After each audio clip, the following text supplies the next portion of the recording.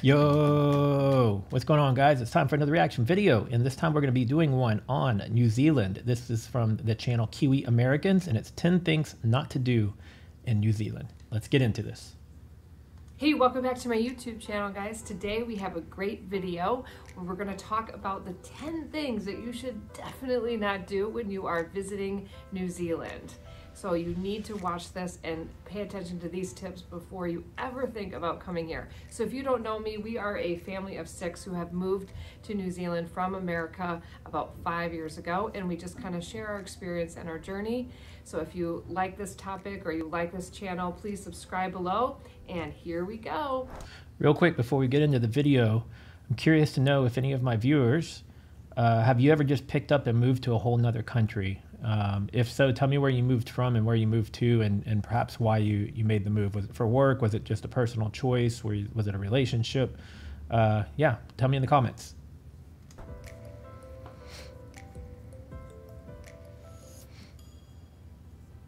Okay, number 1, when you are in New Zealand, don't compare it to Australia. Don't say, oh, I love this or this is like the same thing.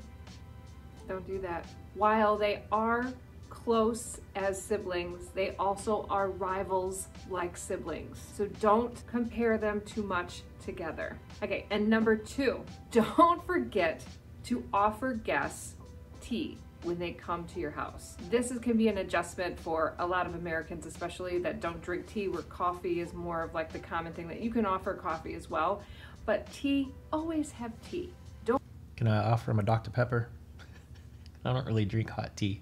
Don't be stuck without tea in your house, and offer it when people come over to visit. Number 3, don't drive over the speed limit. Let me tell you, I have learned that lesson the hard way. Basically in the US, it's normal to drive 10 miles per hour over the speed limit. In New Zealand, the speed limit means the speed limit. Don't speed. There's cameras everywhere, and you will get a nice ticket in the mail if you speed. That one would be tough for me. I will admit, I'm typically going anywhere from 10 to 20 miles over the speed limit. Not in neighborhoods, not on surface roads where there's stoplights, but on freeways and highways. Yeah, I'm probably usually going 10 to 20 miles over the speed limit. But yeah, so that would be if I was visiting another country, I wouldn't be going over the speed limit whatsoever. If I moved to another country and got comfortable with driving there, I could see it happening, but not if they've got the cameras. I mean, there's no escaping that. So yeah, I guess you would just have to get used to it. It's very passive aggressive. They don't necessarily like pull you over. You just get a ticket in the mail. So that's my tip to you. If you're moving here, if you're visiting here, don't speed.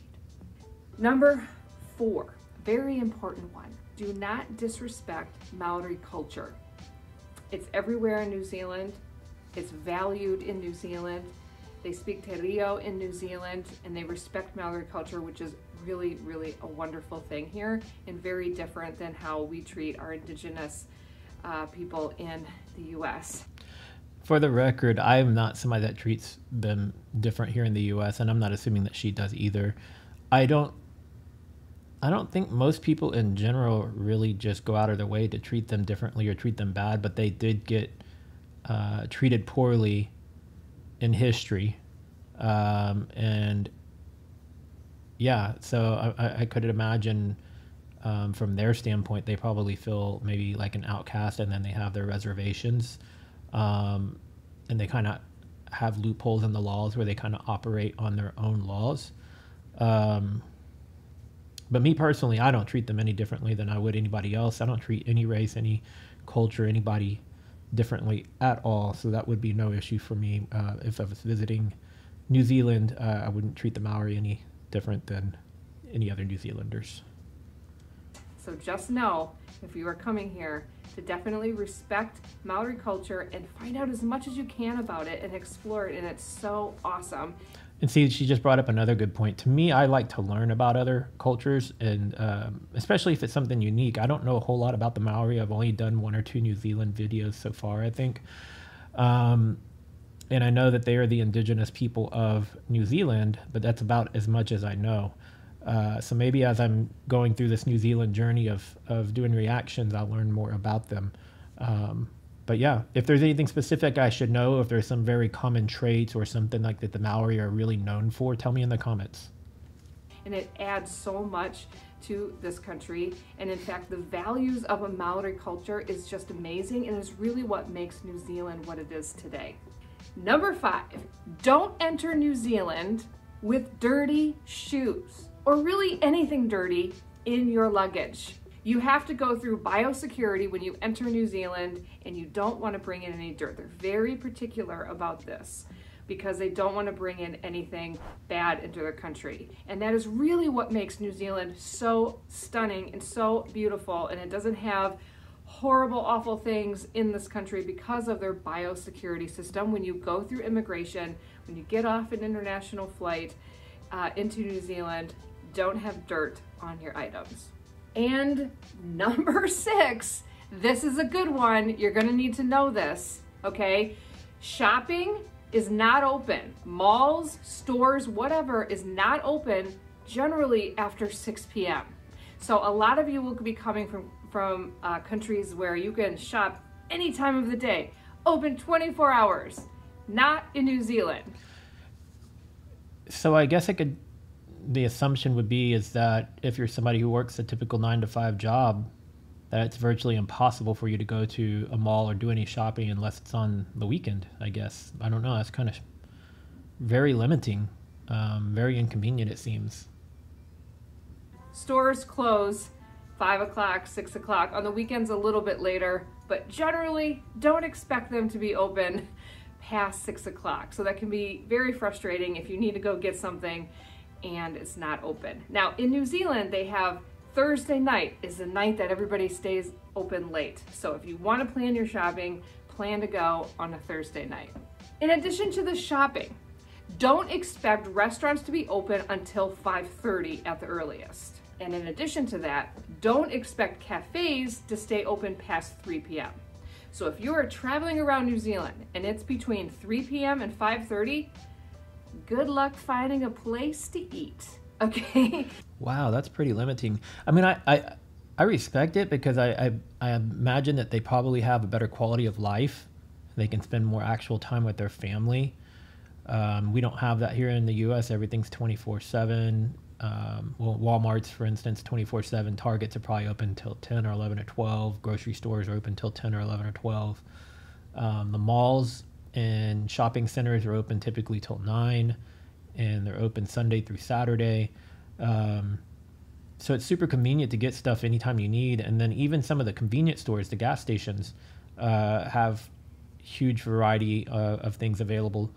But yeah, so 3 to 5:30, I get it because it's probably like the least busy hours and maybe it's shift change.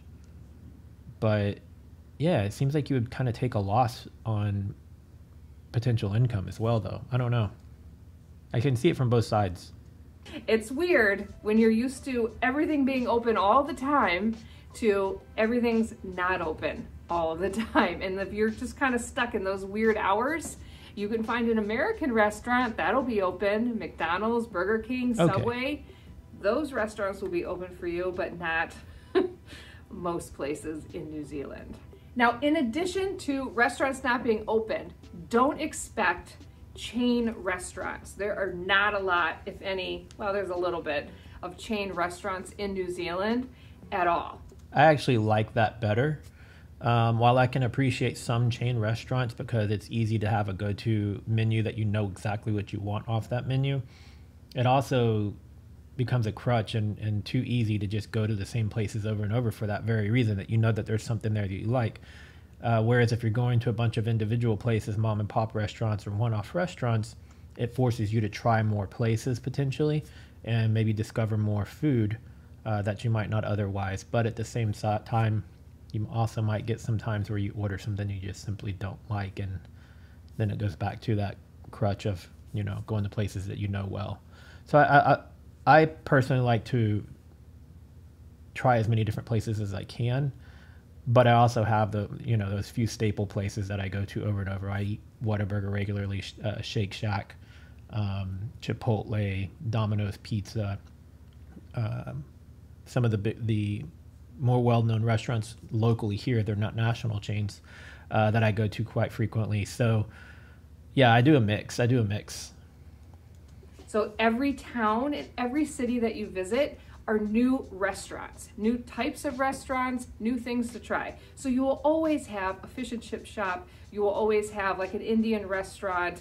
And you know, there are always generally American restaurants, American fast food, let me say.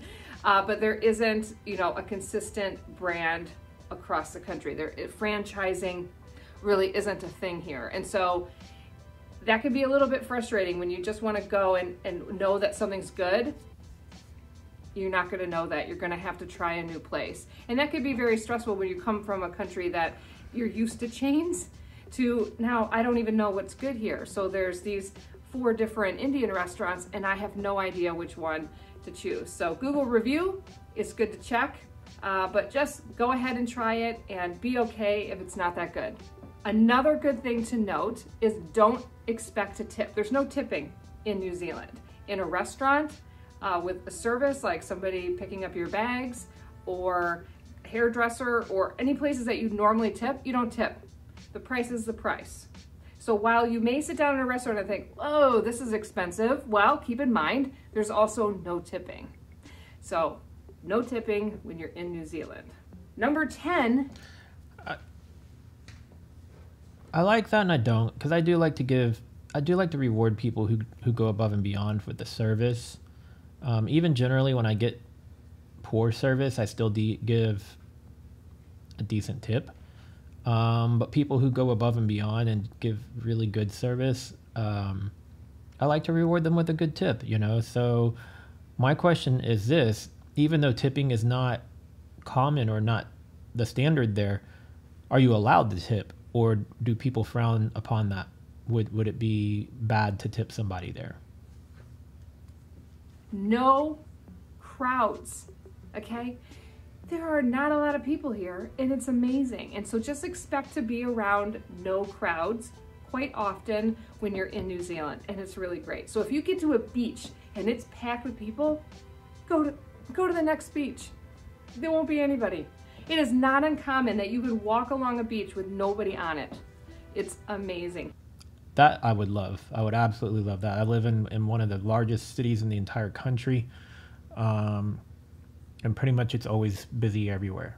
On the traffic is insane here in Houston. If you go to a restaurant or to a park or to a sports game or a concert, like literally anything you go do in the public, it's going to be pretty busy. Here, I know there's a lot of parts of the world where there's no way to avoid crowds, and that's what makes New Zealand so special. So don't expect crowds. And the last little tip that I want to leave you with is when you go and you get off of the plane and you're in the airport and you go up saying, I'm going to need a coffee, and you order your coffee and that barista says to you, sweet as, I'll get that for you. They're saying sweet as, 1S. I hope you enjoyed my video this week, and I will see you next week. So subscribe below if you want to hear more about the differences between living in the US and New Zealand, and just some tips on living in New Zealand from Americans' perspective. Really enjoyed that video. Again, that was Kiwi Americans, I think it's this channel. Actually, I'm gonna go ahead and subscribe. If you like that video, then you might want to go check out their channel and subscribe to their channel. If somebody could explain the sweet as thing to me, like, is it meaning like, sure thing, I got that, or sweet as like, sweet, I got you, or like, I'm trying to like, I think I know what it means, but I don't know if I'm understanding it properly. So somebody tell me in the comments. If you're new here and you like this video, please subscribe, click the bell so you get notified every time. Give the video a thumbs up if you enjoyed it. And yeah, I asked you guys already a lot of things to comment on. So yeah, comment below, and I will see you guys in the next video. Later. A lot of things to comment on. So yeah, comment below. And I will see you guys in the next video. Later. A lot of things to comment on. So yeah.